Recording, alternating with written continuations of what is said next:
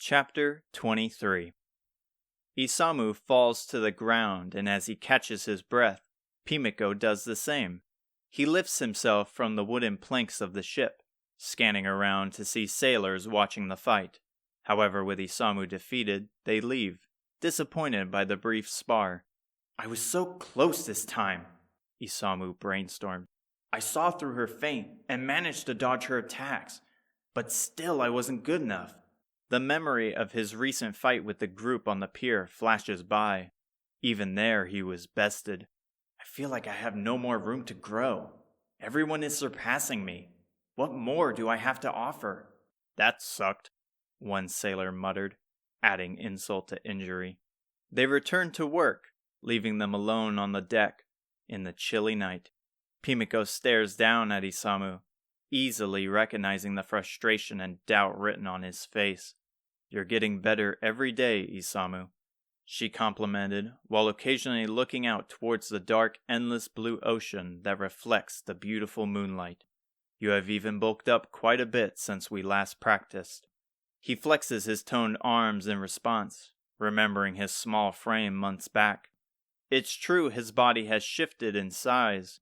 He even helped lug the barrels of supplies down into the hull of the ship. What once was a struggle a year back, bringing sweat and exhaustion, was now a minor inconvenience. He agrees with her words, but while his muscles show growth, his confidence has shrunk. However, he doesn't wish to burden everyone with his problems. Everyone else is doing well. He keeps the illusion going for their sake. "It's because I followed your training schedule every day. I've been practicing with Aziza sometimes as well. You kids need to keep up the pace if you want to stand a chance at Baramos." Her tone is as cold as the sea breeze. Every day the name becomes more frightening. Every encounter, every trial they have faced has been successful, yet how much of it was luck? Every victory hasn't been clean, only achieved by the skin of their teeth. Many times his life was near its end, and from Pimiko's worry, how was Isamu supposed to push himself forward into danger? He couldn't even land a strike on her, and she is the strongest person he knows, looks up to. He had to somehow surpass her in a matter of time which was rapidly fading. "I know," he answered. Isamu walks over to the railing, staring at the calming waves, breathing in the fresh salty air. At least now they had peace. "What is it that troubles you?" He hesitates. "Is it wrong to save others if I put myself in danger?" "You speak of the actions you committed to save Fedir's life. Not only was it reckless, but also foolish."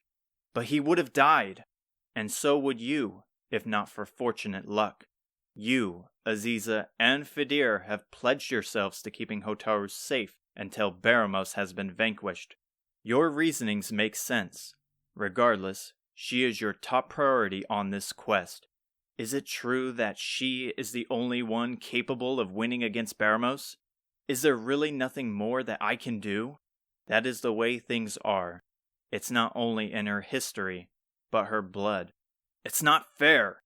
He slammed his fist on the wooden railing. "Just because we don't share blood means we are simply pawns? I refuse for any of us to die just because Hotaru is the only one who must reach the finish line. And yet you are so quick to throw away your life." He stops his shouting. He doesn't know how to respond to those words. She is right, and has him pinned down to a T. Part of him wants to agree with her orders, but Hotaru's words ring in his mind.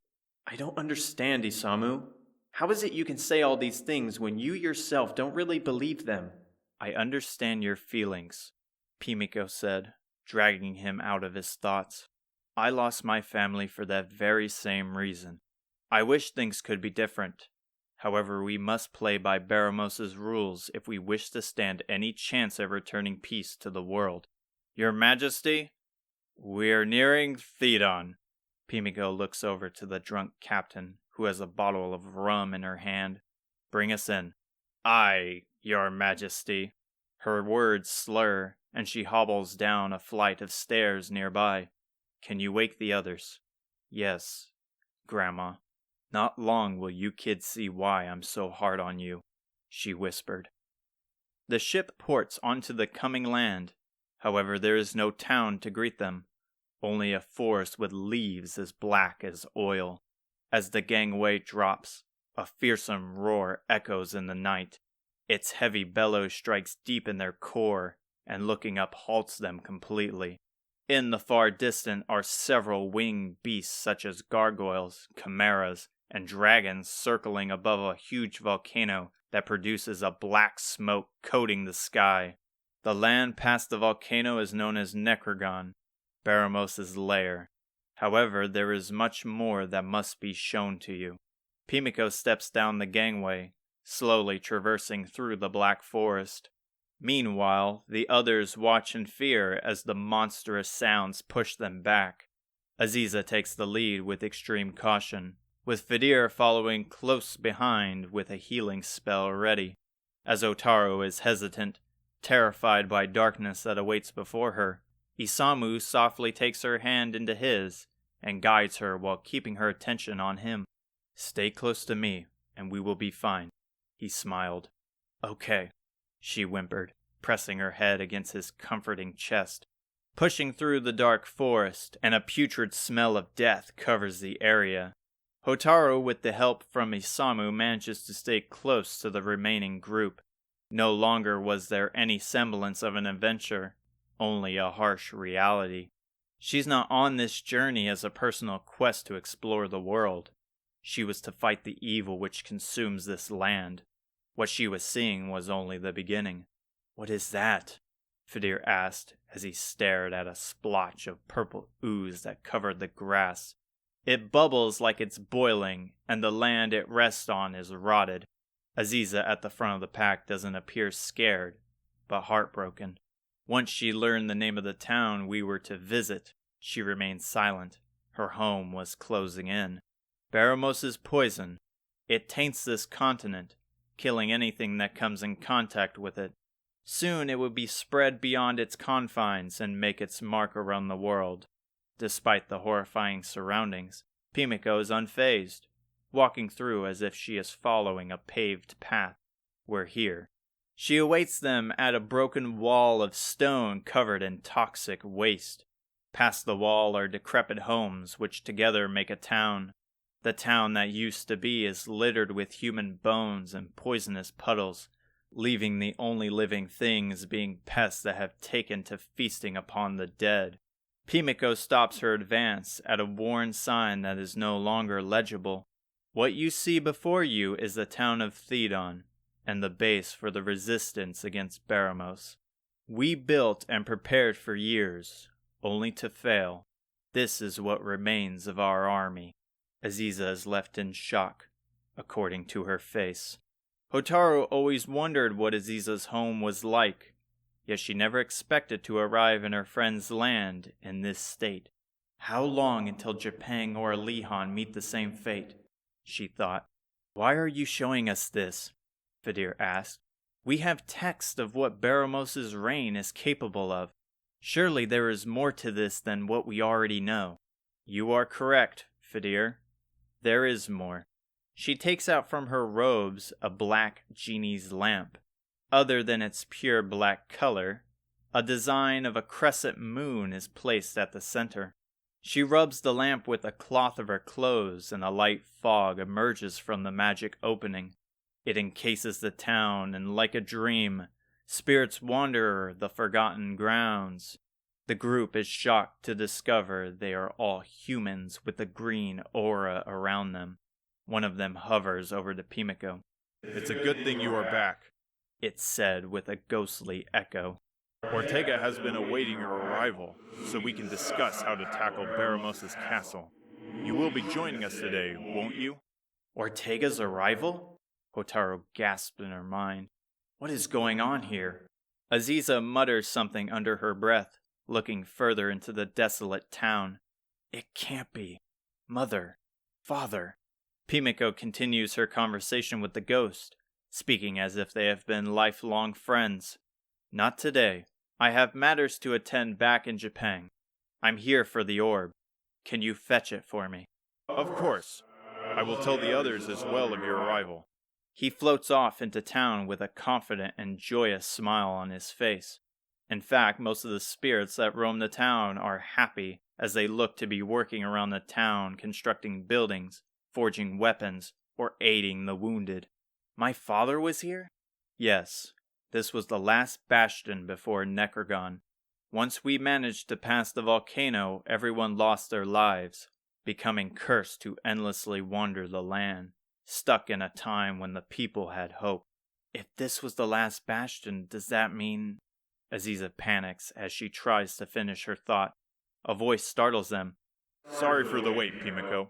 The ghost from before presents a green glistening orb with a dragon that wraps its body around the base. Here is the green orb. Thank you for holding on to it, but I must be going. She reaches for it, but Hotaru jumps in. Is my father really here? The spirit's smile disappears as it ponders. I'm sorry, young one, but who is your father? Ortega. He jumps back.